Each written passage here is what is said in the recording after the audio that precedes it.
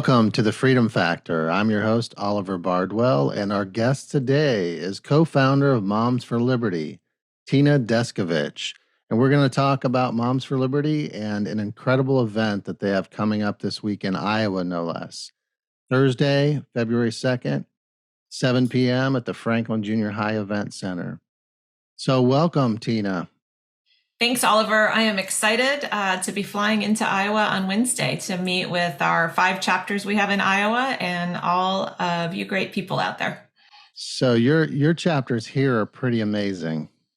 They're hardworking, and we're on the same team over here. We work together quite a bit. It's good to hear. They need a support system. You know, most of them are just moms, never really been involved in politics or trying to make this type of change before in their communities. So thank you for supporting them. Oh, for sure. Yeah. It's so important right now that we all stand together, especially in this fight for the innocence of our children. 100%. So I heard the governor's going to be there. Is that true?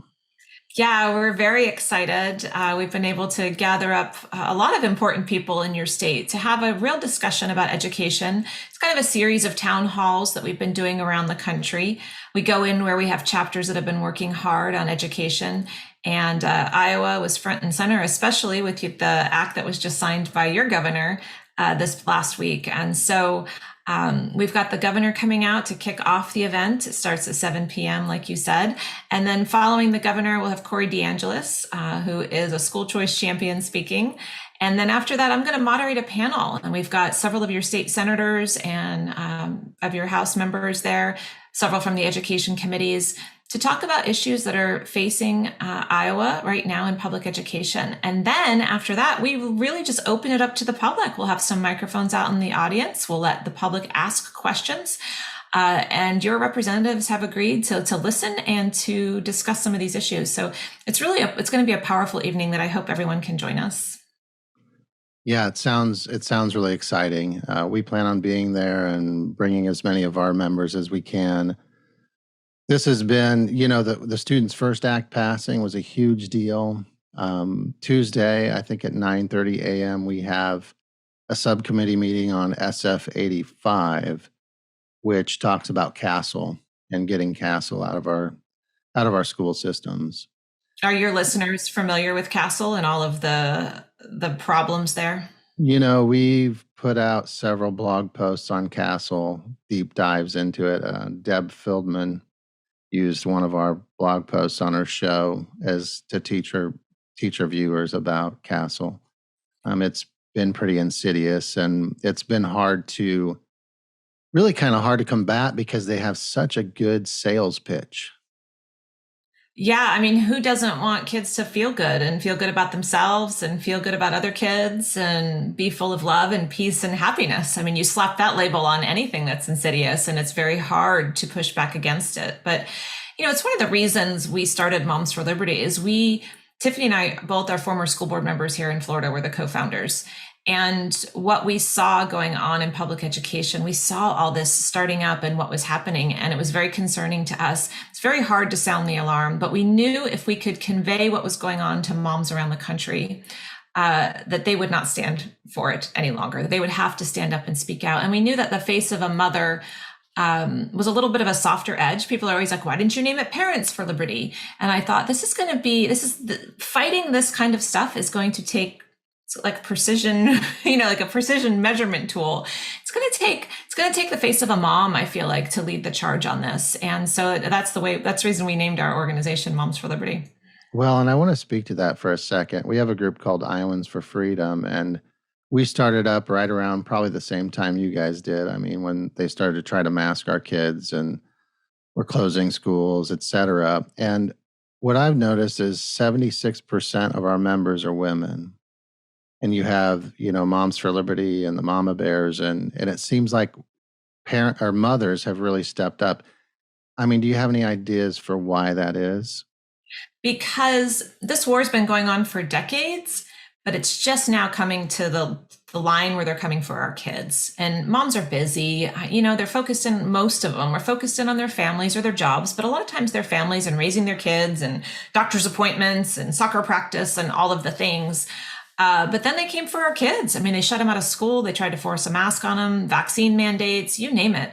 And then when the lessons were piped in and the mom was at the dining room table, like, going through the lessons with the kids, and they saw eyes on what was happening, they couldn't be quiet. They absolutely just couldn't be quiet. So that's my theory on why so many moms are front and center in this fight.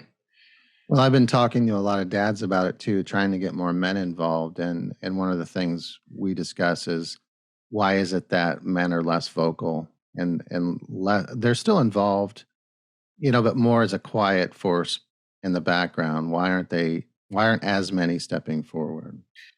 I think there's a lot of reasons for that. I think men have been silenced, and if I can be bold enough to say, straight white men have been silenced for quite a while now. You're not really allowed to have an opinion.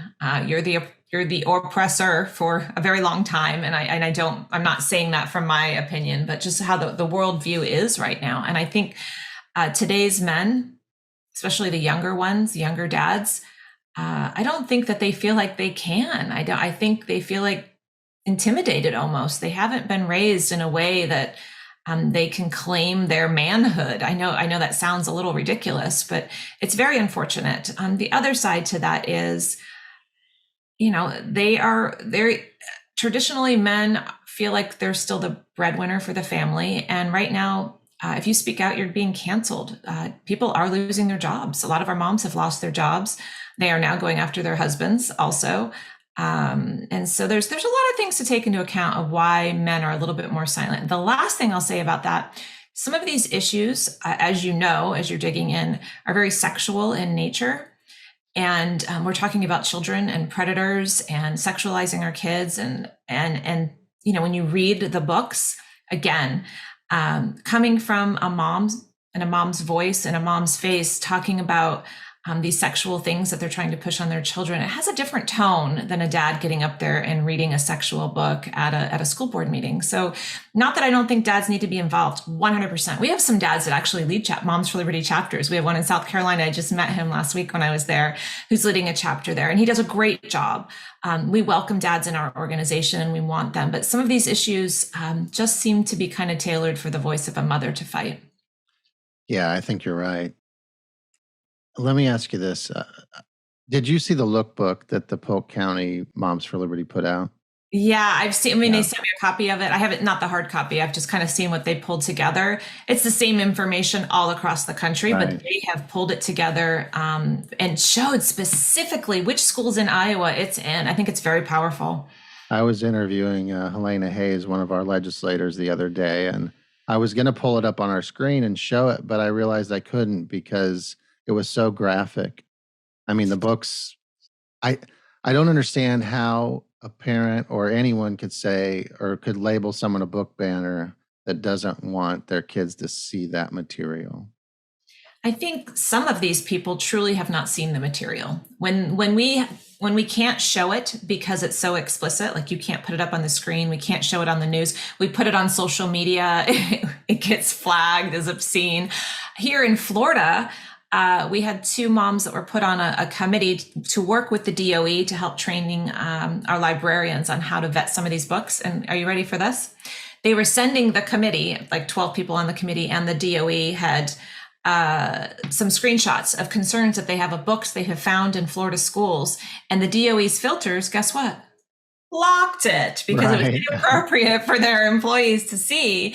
And yet people on that committee were fighting to keep the books in schools. So I think there's some people really that just cannot comprehend how bad it is. They're like, oh, they're just talking about sex. That's not a problem. I started carrying these books around with me. I open them up and show people when they say that to me, like, why are you trying to? And I just, here you go, take a look. And it's always jaw dropping. If I can say one more thing about this, one thing I love about your governor, maybe a year ago, this is when I was first like, who is that governor? I think it was like a year ago. She did an interview with local press there, and they were saying something like, oh, the books really aren't that bad. And I watched her. She had it in her lap. She opened it up and she just started reading. And I'm like, yeah, that's my kind of leader. Show it to him. She's pretty awesome. She's got some backbone, that's for sure. I love her. Yeah, we do too. We want to keep her in office. She's leading the charge. I saw her earlier in the fall, and she told me education is number one this session, and she's proving it. That is music to my ears. As a former school board member that watched for a very long time, like presidential primary debates, all these high-end politics, watching them, and I started keeping a tally of how often they talked about education on the Republican or conservative side. Never, once in a blue moon. If anything, it was school choice, but never real issues. And it used to frustrate the heck out of me. I am so grateful that education is front and center for governors like Governor Reynolds, like Governor DeSantis here in Florida. We need all governors looking at education as their number one issue. So we have a bill coming up. I think the subcommittee is at noon. I think it's SF 83, and it's modeled after, although I don't love the title, Don't Say Gay Bill, it's modeled after that. But ours is, I think it's K through 8th grade is the age range on that. So that's not the name of the bill, just so you know. It's not. The media's done that. Yeah, it's the Parental Rights and Education Bill. There you go. Yeah, and our chapters here played a huge part in getting that across the finish line. As you know, it's K through 3, but this year our chapter's legislative committee actually is proposing that someone sponsors a bill for K through 8 because that third grade's too young. I mean, they're just learning that Santa Claus isn't real. So in 4th grade, they should be able to talk about choosing their gender. In classroom instruction, that bill claims it does a lot of things it didn't do, but the number one thing it did was just keep classroom instruction, not discussions. They were like, well, what if Susie has 2 mommies? She can't talk about her 2 mommies. Well, little Susie can mention her 2 mommies. That is not a problem. But the teacher cannot teach that Susie that she can be a boy or a girl, neither or both, and that on Tuesday she could be a boy and Wednesday a girl, and she can flip back and forth. That's what we're protecting them from. They're just too young, too impressionable. Yeah, exactly. It's something that should definitely not be broached at that age. And if it's going to be talked about, it should be with the parent, for sure. Absolutely. I want to share something with you. You guys have got a lot of backlash, and I wonder if that just means you're doing the right thing and you're doing a good job. I was reading this comment on a post. And it says, Moms for Liberty is a far-right group funded by dark money and designed to attack local school districts and school boards. This group is all about banning books, getting hate groups into high schools, pushing vouchers, and demonizing diversity, and anything that is not aligned with Christian white nationalism. How do you respond to that? Hogwash. Yeah.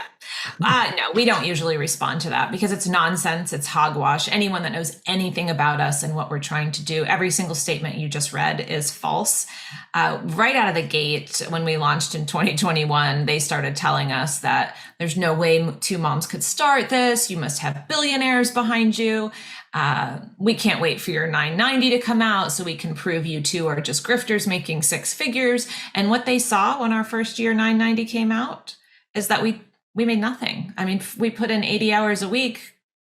We had nothing. We started here in this back bedroom in my house, $500 in a box of t-shirts. Like, what they saw was the truth, but they're not going to go run with that out and say, oh, well, we pulled their 990 and they've been telling the truth. They're not going to say that. They just say that there's no way moms could have done this. They couldn't have been this successful, which is also infuriating, by the way. The other accusations, look, no one likes when the balance of power, the people in power never like when the balance of power is upset. And radical liberal ideology has been in control of public education for decades. Teachers' unions have been in control of public education for decades. California, for example, this last election cycle, they put $2 million into school board elections, getting their people, members of the union, elected to school boards so they could negotiate with themselves on everything that has to do with public schools. Looks that way all across the country. Here comes Moms for Liberty.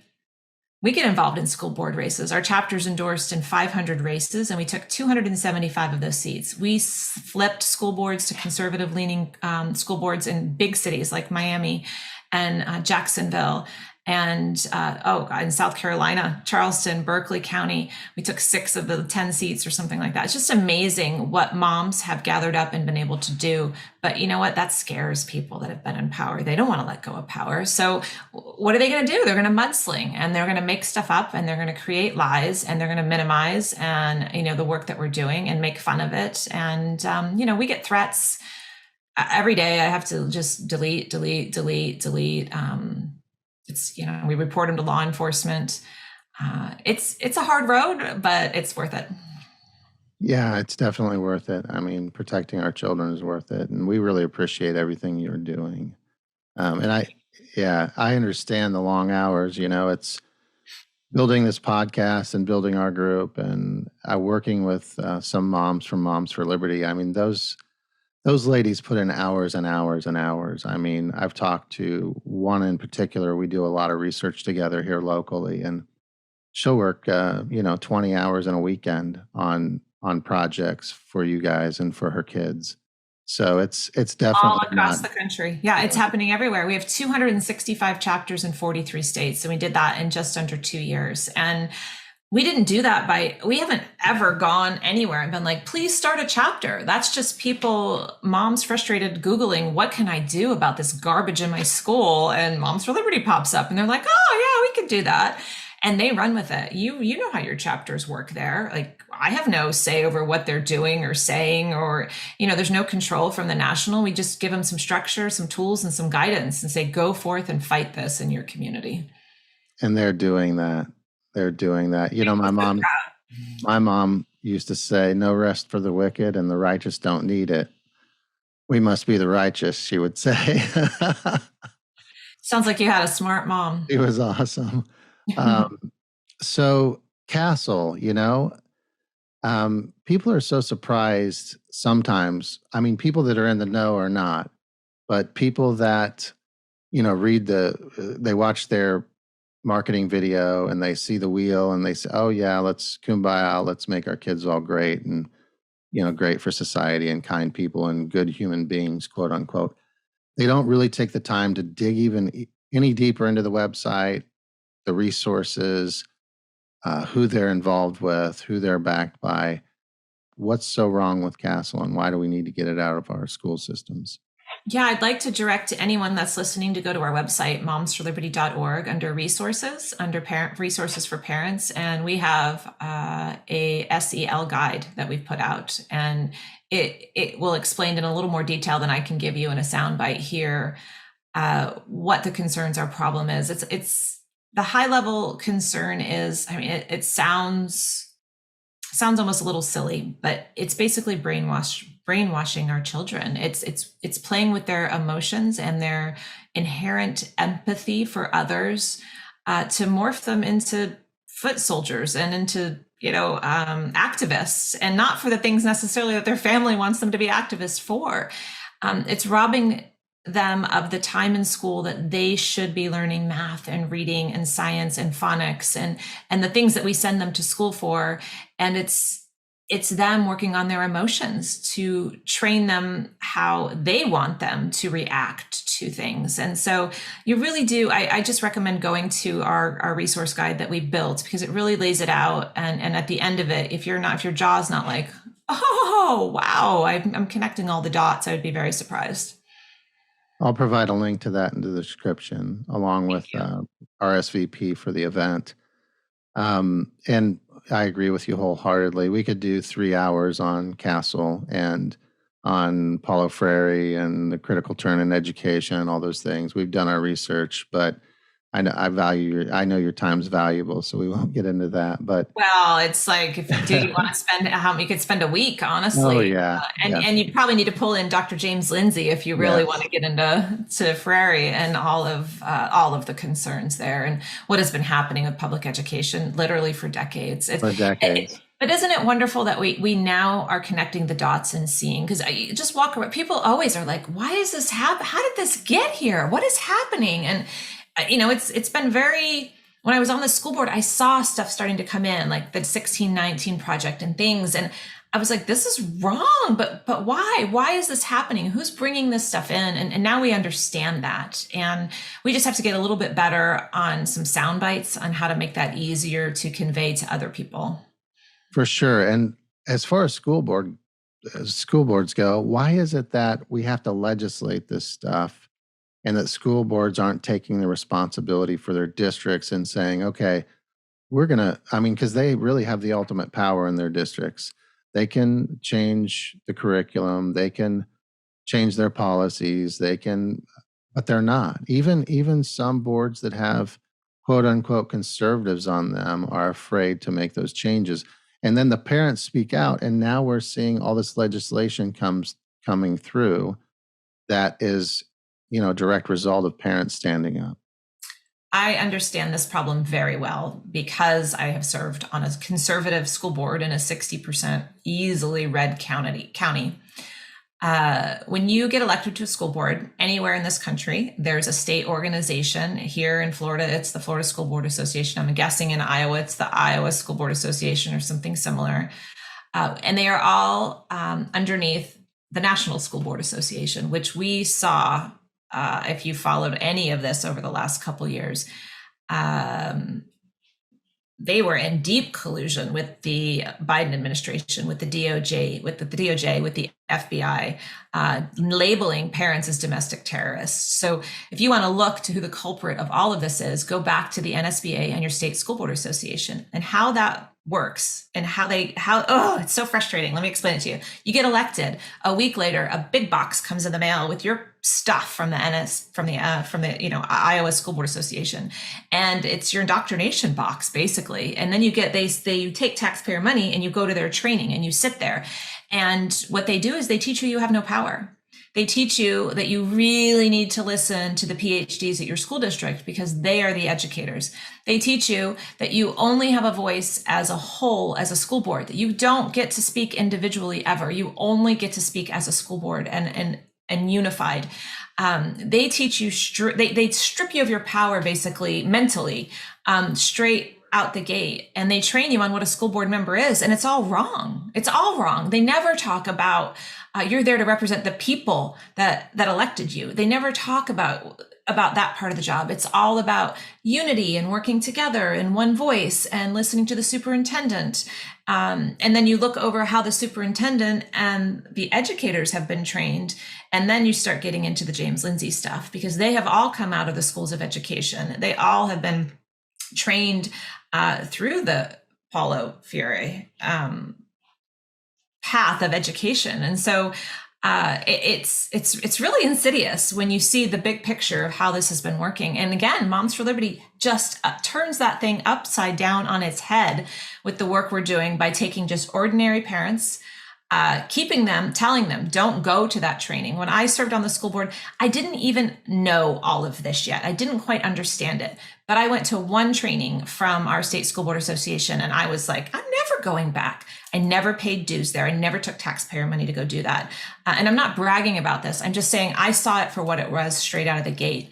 And so it's good now that all of America sees what it is straight out the gate, and that we are teaching our school board members to stand strong. We send them to trainings like the Leadership Institute training. By the way, we're having the town hall, but that day Leadership Institute is coming with us, and they are doing school board activism training. So on February 2nd and on February 3rd. And the link that you put up also has the links to both of those trainings. And Bridget Ziegler will be there. She is a school board member in Sarasota, Florida, and she works for Leadership Institute. And she will train you. She will train former school or current school board members, future school board members, to tell them you have the power. The people elected you with their vote. Like, you have the power to speak up, to vote against, to stand strong. And that's what we have to do for our school board members. I'll get off my soapbox on that. You're doing great. I mean, you answered like 3 of my questions all in sequence there.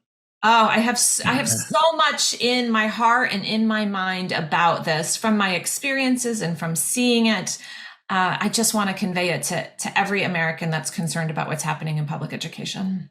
Well, thank you so much. I mean, it's invaluable what you're doing. And we have some folks running for school board in our district, and hopefully I can get them to that training. One or the other, there's 2, both would be great. We have a code. If you, Moms for Liberty has a code for free training. So I'm not sure how you can get that to your listeners. We don't want to put it out to the public, but I'll share it with you. And if someone Okay. reaches out to you and would like to register for free for those, let me know, and I'll give it to you, and then you can give it out as needed. Okay, I'll do that. So what's next for Moms for Liberty?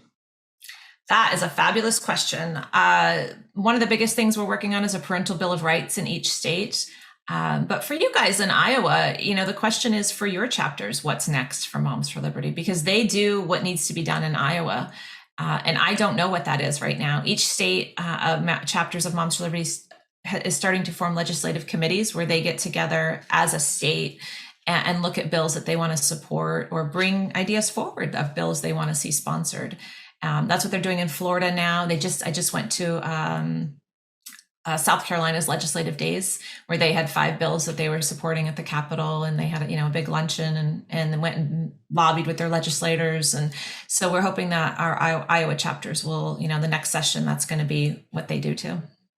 That stuff's important. We had a lunch and learn with 40 legislators last session, and we brought 5 doctors to speak to them. And it lasted 2 hours, and it was very impactful. Oh, good for you. Thank you Yeah. for the work you're doing there. All of these great groups, COVID was awful. Everything about it was a nightmare, but we call it at Moms for Liberty COVID lemonade is what we did. We're making lemonade out of COVID. And it sounds like that's exactly what Iowans for Freedom has done. It opened people's eyes, and you're using all of that bad to engage people in civics and in their civic duty. And it's beautiful. So thank you. Yeah, well, thank you. And before we go, as we wrap up, the name of our podcast is The Freedom Factor, and it's myfreedomfactor.com. And I want to ask you, what is your freedom factor? What is the why that fuels you, that helped you start this organization without all the dark money that was supposedly funding you, the late nights, the long weekends, you're about ready to drop from being so tired and frazzled from all this stuff. What is that why? What is that fuel that keeps you going? I love that question, and I can answer it so simply, of course, with three or four sentences, right? Simply, but I lost my reelection to the school board in the fall of 2020, and I was frustrated. I lost to, again, we're in a red county. I lost to a radical liberal woman who wanted forced masking on children and ran on all these things that our community doesn't really support or represent. And so I was very perplexed by that process. But it led me to sit down and evaluate what's important to me. What do I believe in deeply? What do I want? What's my next step? What do I want to do? And I took out a little notebook like this. I have like 10 of these. And I started listing out the things that were most important to me. And on that was my family, my children, obviously. God was on there. My faith, it said God/faith. And number 3 on there was the word liberty. And I value that so deeply in my core, and have since I was a young child. I can't really express it or explain it to the depths of my soul that the word liberty, what it means to me. And so when I coupled that with my family, my faith, that's how Moms for Liberty was born. And that's very, very simply put my why. If you wanted a story behind my why, I served on a school board of 77,000 students when we shut schools. And Florida only shut schools for 3 weeks or something at the end of spring 2020. But even those 3 weeks, and we locked our children up over the summer, just like most places, sports were canceled, things were canceled. And I watched my youngest child who's still at home, struggle to degrees I don't even want to talk about, severe contamination, OCD. And then I saw decisions being made, like trying to send him to a therapist and no one wanting to see him in person because they were afraid of the virus. And then trying to see him, on Zoom. Well, he's got severe depression and OCD and won't get in front of the screen. Like, you're going to see the concerns of my son through a screen? No. When we finally opened up and were able to get him into an office, they wanted him masked. And here he is talking to a therapist with a mask over his face. Like you can see his emotion and his expression. Like, I saw society fall apart. I saw speech therapists recommend masks on children as young as 3 and 4 years old. None of it made any sense. So my why is my son and what I saw happen. But my love for my country, my love for liberty, my love for my family and for God is why I get up every day. Wow, that's amazing. And you're going to find that when you come to Iowa, that you're going to be amongst your people because we are liberty-loving people. That is music to my soul. Music to my soul. Yeah, so thank you so much, and thank you for sharing that with us. And everyone, I'll put the link in the description. Please go and sign up. This is a really important event. We have some great legislators, representatives, senators on that panel. Governor Reynolds is going to be there, and we're going to be there. I'll be there. You'll see me in the crowd. When you're looking for Where's Waldo, you'll find me. So thank you so much, Tina, and thanks for joining us. And everyone have a blessed day. Until next time, our liberties we prize and our rights we will maintain.